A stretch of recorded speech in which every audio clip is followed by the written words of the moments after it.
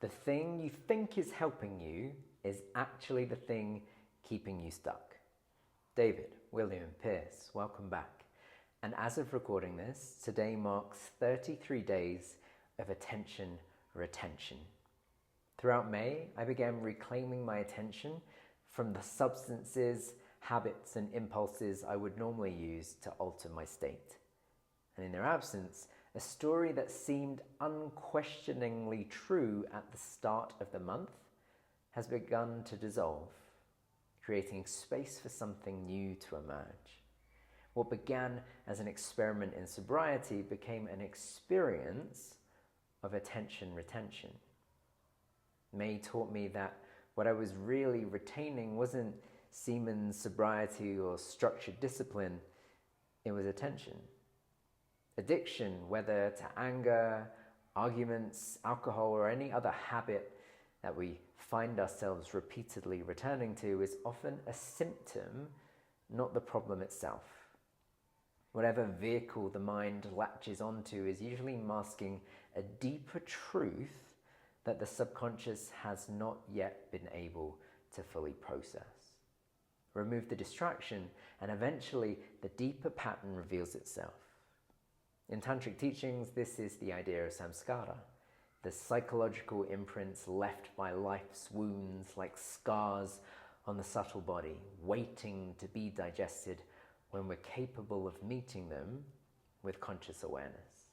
The thing is, we often become so consumed by the habit or addiction that we've adopted as a coping mechanism that the samskara itself becomes concealed. Sometimes for years, sometimes for decades, and sometimes, according to the teachings, for lifetimes. As I shared last week, karma can be understood as the actions we take and the patterns they reinforce. These actions are often driven by our samskaras, the conditioning grooves left by past experience, which continue shaping our choices until they are brought into awareness. Over time, this creates a kind of karmic residue. The more we repeat a pattern, the more deeply it becomes ingrained. Eventually, however, the coping mechanism can no longer conceal what lies beneath it, and the addiction, the habit, or the compulsion begins to reveal the deeper truth that it was protecting us from. When that truth is finally met with awareness, compassion, and understanding, it gradually loses its hold, even if that truth is resisted at first. I certainly resisted it at the start of last month. A part of me really didn't want to commit to this idea of sobriety. I believed that the habits that I was utilizing were actually helping me, that I needed them. I believed that I was better with them than without them. And that was concerning for me, and what inspired me to go on that journey. And what the month revealed to me is that this was simply a story, and that stories can change. And more importantly, they can be replaced with more empowering ones. And this is a huge part of the work I do through men's transformational yoga, helping men navigate major life or relationship transitions to rebuild self-trust, clarity, and grounded direction. Because many men feel disconnected from themselves due to pressure or uncertainty, relationship challenge, or identity shifts. And often the issue isn't that something is wrong, it's that life is trying to evolve you beyond a version of yourself you're still holding on to. And that's why you suffer. The work then isn't about becoming someone else, but first remembering who you are beneath the confusion to then build on top of that. So if something in that speaks to you, follow the link in the description for more information. So growth exists at the edge of comfort, inside what I call the Goldilocks zone of conscious unfolding.